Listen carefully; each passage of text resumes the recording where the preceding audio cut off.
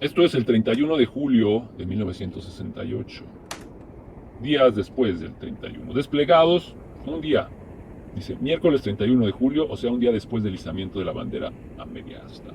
Desplegados conteniendo los nombres de conocidas personalidades en los más variados campos de la ciencia y el arte, aparecieron en los principales diarios manifestando su repulsa a la represión y convocando a la marcha de protesta que encabezaría el rector. Las compañías aéreas vieron saturados sus vuelos que convergían en la capital de la República. Las carreteras se congestionaron muy pronto con largas caravanas de autobuses secuestrados por grupos estudiantiles deseosos de participar en la manifestación y pertenecientes a las instituciones educativas de los estados vecinos al Distrito Federal. Hasta el propio ingeniero Barros Sierra se encontraba asombrado ante la inusitada reacción por su gesto de dignidad que había generado. Si el rector de la UNAM estaba sorprendido, el presidente de la República lo estaba mucho más. En un primer momento decidió retornar de inmediato a la capital, encarcelar al ingeniero Barros Sierra y disponer la ocupación militar de cuanto plantel educativo se encontrase en huelga. Tras pensarlo detenidamente, cambió de opinión. Empezaba a percatarse de que el estar momentáneamente alejado del lugar donde ocurrían los acontecimientos le otorgaba grandes ventajas. Cuanta orden estimase pertinente podía impartirla por la radio a sus funcionarios en la capital, y el hecho de no encontrarse presente en esta le permitiría hacer recaer la culpa sobre dichos funcionarios si las medidas adoptadas no daban el resultado esperado. Lo que más molestaba al licenciado Díaz Ordaz era la demostración de que el sistema político no constituía un mecanismo infalible para destruir la integridad de las personas que lo constituían. El gesto de dignidad del rector representaba una auténtica amenaza a la mitológica invencibilidad del PRI. Era necesario, por tanto, obtener una pública retracción del autor del sacrilegio o, de lo contrario, infligirle un ejemplar castigo. Actuando por indicaciones precisas del licenciado Díaz Ordaz, el secretario de Gobernación llamó por teléfono al ingeniero Barros Sierra la noche del miércoles 31 de julio. El señor presidente, afirmó el licenciado Echeverría con engolado acento, exigía al rector una declaración ante los medios de información en la cual dijese que el asalto de las tropas de Hassan Ildefonso de ninguna manera implicaban una violación a la autonomía universitaria y que jamás había pensado en participar en una manifestación de protesta por ese hecho. Debía también, concluyó, patentizar su absoluta confianza en que el primer mandatario sabía encontrar, con la sabiduría y prudencia que le eran características, la adecuada solución al problema estudiantil. El rector escuchó pacientemente la larga perorata del secretario de Gobernación. Al concluir, esta se limitó a decirle que la Constitución de la República otorgaba a todos los ciudadanos el derecho de participar en manifestaciones, razón por la cual ninguna autoridad, incluido el presidente, estaba facultado para decidir respecto a quienes podían concurrir a un acto de esta naturaleza y quienes no podían hacerlo. La respuesta del ingeniero Barros Sierra provocó la indignación del licenciado Echeverría. Está muy bien, replicó, entonces haga lo que quiera y aténgase a las consecuencias. Dicho esto, colgó de un golpe. En cuanto el primer mandatario fue informado por el secretario de Gobernación de la negativa del rector a rectificar su actitud, decidió actuar con la máxima energía y resolver de una vez por todas el molesto conflicto. A través de la radio impartió instrucciones al secretario de Defensa ordenándole que procediese a implementar una trampa mortal que aniquilase al mayor número posible de los asistentes a la manifestación, que habría de efectuarse al día siguiente. Para lograr este fin, autorizaba el empleo de cuanto armamento y elementos de tropa fuesen necesarios. Finalmente mencionó la conveniencia de que interviniese en la operación el grupo paramilitar de los halcones, los cuales, afirmó con burlón acento, podrían utilizarse para conducir las ovejas al matadero. El secretario de la Defensa prometió cumplir al pie de la letra los deseos presidenciales.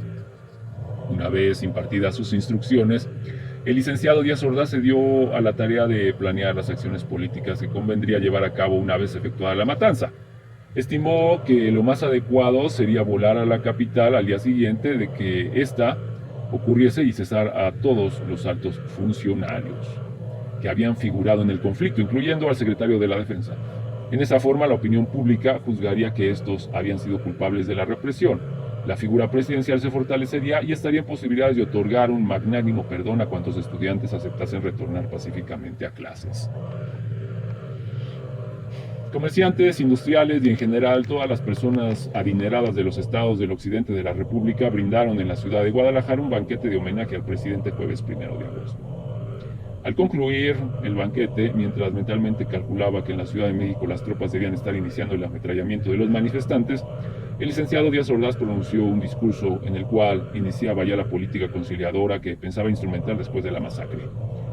Si existiese un premio Nobel a la falsedad y a la hipocresía, este discurso habría merecido de seguro para su autor dicha distinción. Una mano está tendida, la de un hombre que a través de la pequeña historia de su vida ha demostrado que sabe ser leal. Los mexicanos dirán si esa mano se queda tendida en el aire o bien si esa mano, de acuerdo con la tradición del mexicano, con la verdadera tradición del genuino, del auténtico mexicano, se ve acompañada por millones de manos que entre todas quieren establecer la paz y la tranquilidad de las conciencias. Estoy entre los mexicanos a quienes más le haya herido y lacerado la pérdida transitoria de la tranquilidad en la capital de nuestro país por alargadas en el fondo sin importancia. A mí me ha dolido en lo más intenso del alma que se hayan suscitado esos deplorables y bochornosos acontecimientos. En la Ciudad de México, la mañana del jueves 1 de agosto amaneció particularmente luminosa y despejada. Apenas iniciaba el nuevo día cuando empezó a generarse una incesante afluencia de verdaderos ríos humanos, los cuales, provenientes de todas direcciones, convergían en Ciudad Universitaria. Juveniles grupos arribaban a esta poseídos de un febril entusiasmo, entonando canciones y profiriendo estruendosas porras. Muchos llegaban a pie, otros en automóvil y un gran número en secuestrados autobuses de transporte urbano y foráneo. En su gran mayoría eran estudiantes de la UNAM y del Politécnico, pero había también nutridos contingentes de la Normal, de Chapingo y de las universidades e instituciones educativas existentes en ciudades cercanas a la capital.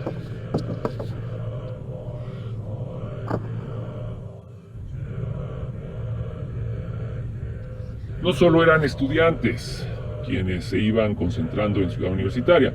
Junto con ellos se encontraban sus directores y maestros, así como el personal que laboraba en funciones administrativas y de intendencia. Al ir avanzando el día comenzó a resultar notoria la presencia de un elevado número de profesionistas. Se trataba de antiguos egresados de la universidad, poseedores de muy diversos grados de prestigio en sus respectivas especialidades, desde modestos médicos de pueblo hasta científicos de renombre internacional. En vista de que la mayor parte de estos profesionistas no habían realizado sus estudios en los modernos planteles de la ciudad universitaria, sino en los antiguos edificios universitarios del centro de la ciudad, se organizaron para ellos comités de recepción encargados de demostrarle las instalaciones de sus respectivas escuelas y facultades. Después del recorrido se le llevaba a los auditorios donde se estaban realizando las asambleas y ahí se les tributaba un caluroso aplauso. Se producían inesperadas y emotivas reacciones. Profesionistas poseedores de gran fama y considerable fortuna, muchos de ellos exfuncionarios públicos de avanzada edad, prorrumpían en llanto y exhortaban a los jóvenes a no imitar el ejemplo de sus vidas, dedicadas exclusivamente a la obtención de celebridad, poder y dinero, sino a la búsqueda de auténticos valores. La presencia de intelectuales y artistas de toda índole en el campus universitario resultaba igualmente destacada. En forma espontánea se fueron organizando a lo largo de la mañana conferencias y mesas redondas sobre los más variados temas. Filósofos y escultores, escritores, pintores disertaban ante numerosos y absortos grupos de interesados oyentes. En las explanadas conocidos cantantes y actores entonaban populares canciones o interpretaban improvisadas representaciones teatrales. Un insólito, mágico ambiente prevalecía por doquier. Ciudad Universitaria parecía haberse transformado en un singular espacio en donde era posible la realización de cualquier prodigio. Así lo sentían y vivían quienes en creciente número continuaban llegando a ella provenientes de todos los rumbos de la capital y del país.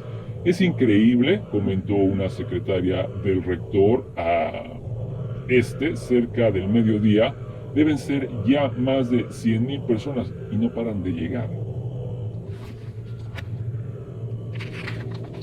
Tras de decir esto, La secretaria descolgó un teléfono que había empezado a sonar. Hacía días que todos los teléfonos de la universidad estaban bloqueados con llamadas de personas que deseaban expresar su solidaridad con la postura asumida por el rector. La secretaria creyó que se trataba de una llamada más de esta índole, pero no era así. Su rostro palideció súbitamente, musitó unas frases de cortés agradecimiento y colgó. Dirigiéndose al ingeniero Barros Sierra, le informó con alarmado acento. Era una señora que vive en Insurgentes a la altura del Parque Hundido. Dice que el ejército está tomando posiciones en las calles laterales a Insurgentes. Las facciones del ingeniero Barros Sierra se endurecieron. Llamando a uno de sus ayudantes de mayor confianza, le pidió se dirigiese cuanto antes a verificar la información recibida. Regresó poco después de una hora. Los resultados de su averiguación no eran nada alentadores. En efecto, varios miles de soldados estaban apostados en un amplio sector en torno a la avenida de los Insurgentes, exactamente después del Parque Hundido. Los soldados no solo portaban rifles, sino ametralladoras que estaban siendo emplazadas en las azoteas de los edificios. Había también cañones y toda clase de vehículos blindados, desde tanques hasta carros de asalto. Ante el inusitado despliegue bélico había cundido la alarma entre los vecinos de la zona, muchos de los cuales estaban alejándose a gran prisa. Cada vez más preocupado por lo que escuchaba, el rector intentó dilucidar cuáles podían ser los objetivos y alcances de la operación militar. En un primer momento supuso que esta era ocasionada por el obsesivo temor del presidente a que se efectuase en el Zócalo una manifestación no autorizada por el gobierno. De ser así, pensó, la presencia de las tropas no tenían otro propósito que el de constituir una especie de amenazador aviso, indicando a los manifestantes que no debían intentar avanzar hasta el centro de la ciudad. En vista de las circunstancias, el ingeniero Barros Sierra decidió convocar a los dirigentes estudiantiles a una reunión de emergencia. Mientras aguardaba la llegada de los integrantes de los comités de huelga, el ingeniero Barros Sierra continuó tratando de encontrar una mejor explicación de la movilización del ejército. Repentinamente comprendió que esto no podía deberse a un simple propósito de evitar la llegada de manifestantes hasta el Zócalo, pues de ser así las tropas habrían sido colocadas formando una barrera que bloquease el paso y no emboscadas en laterales o en los laterales de las avenidas por donde se efectuaría la marcha. La finalidad de la operación militar, concluyó, era el aniquilamiento de quienes asistiesen al acto de protesta. Una vez reunido con los dirigentes estudiantiles, el rector expuso abiertamente su certidumbre de que las tropas colocadas en las cercanías tenían órdenes de efectuar una feroz represión. Los representantes estudiantiles coincidieron plenamente con dicha opinión. Muchos de ellos habían observado personalmente la cuantía y distribución de las fuerzas militares. Era evidente, expresaron, que existía un claro propósito de disolver por la fuerza la manifestación. Se discutió ampliamente las posibilidades de suspender esta. Era imposible. Para esas horas, las 2 de la tarde, había en Ciudad Universitaria cerca de 200,000 personas, aunque en el supuesto de que el rector y los integrantes de los comités de huelga decidiesen suspender y no asistir a la manifestación. Era seguro que la inmensa mayoría de la gente iniciaría la marcha en cuanto llegase la hora fijada para hacerlo. Resumiendo el sentir de todos los asistentes a la reunión, el ingeniero Barros Sierra afirmó: si no asistiese a la manifestación a la que he convocado y la reprimiesen, mi conciencia no me permitiría continuar viviendo. Adoptada la decisión de llevar adelante la marcha, se analizaron las posibles medidas que podrían adoptarse para tratar de disminuir los riesgos de una agresión en su contra. La primera fue modificar el recorrido a seguir. En lugar de intentar llegar hasta el Zócalo, se optó por avanzar sobre Insurgentes únicamente hasta Félix Cuevas. Las tropas estaban parapetadas unos 300 metros adelante. Efectuar en el cruce de estas avenidas un mitin y luego retornar a Ciudad Universitaria.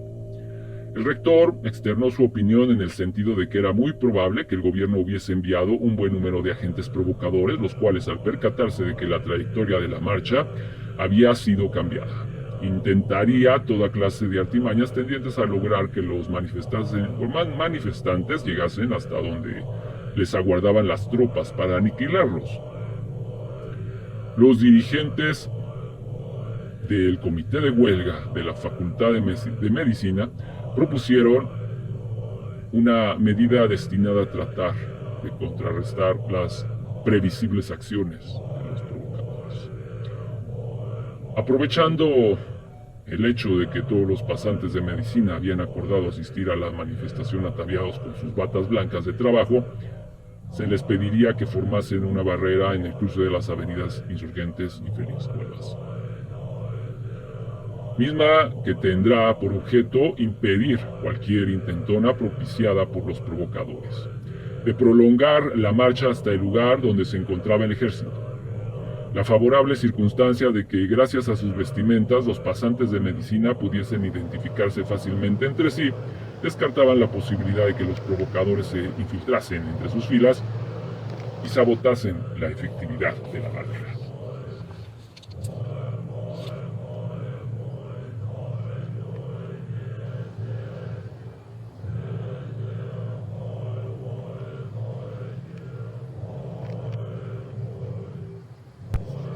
La proposición fue unánimemente aceptada. El ingeniero Barros Sierra pidió a los asistentes anunciasen que antes de iniciar la marcha, él dirigiría un mensaje desde la explanada de la rectoría. Dicho mensaje, aclaró, tendría principalmente por objeto prevenir a los asistentes a la manifestación contra la actuación de agentes provocadores. La reunión se disolvió. Expresiones de profunda preocupación se reflejaban en los rostros de todos los que en ella habían tomado parte. Al dar las 4 de la tarde, la inmensa multitud congregada en la ciudad universitaria comenzó a movilizarse. En todas las escuelas y facultades se fueron integrando enormes contingentes, atendiendo a un mismo orden de agrupamiento. Encabezaban las largas columnas de los correspondientes directores y maestros de cada una de las diferentes planteles educativos. Estudiantes, exalumnos y empleados marchaban a continuación, formando interminables filas y poseídos de un desbordante entusiasmo. Rápidamente fue llenándose la explanada de la rectoría. Incesantes porras y cánticos atronaban el espacio. El ingeniero Barros Sierra consultó su reloj. Faltaban tan solo unos minutos para las 4:30 de la tarde. El clamor del rugiente mar humano congregado al pie del edificio traspasaba vidrios y paredes. Acompañado de sus más cercanos colaboradores, el rector descendió por un elevador hasta la planta baja. Su llegada a la explanada fue recibida con grandes vítores y gritos de regocijo. Cesados estos, se colocó frente a un micrófono previamente instalado y con recia voz afirmó: compañeros, al saludarlos fraternalmente quiero comenzar con indicar que, por petición de numerosos sectores de maestros y estudiantes de la universidad, y para demostrar una vez más que vivimos en una comunidad democrática, nuestra manifestación se extenderá hasta la esquina de Insurgentes y Félix Cuevas. Se efectuará en ese lugar una expresión en forma de discursos y retornaremos a nuestra casa, por la misma ruta. Quiero decir que confío en que todos sepan hacer honor al compromiso que han contraído.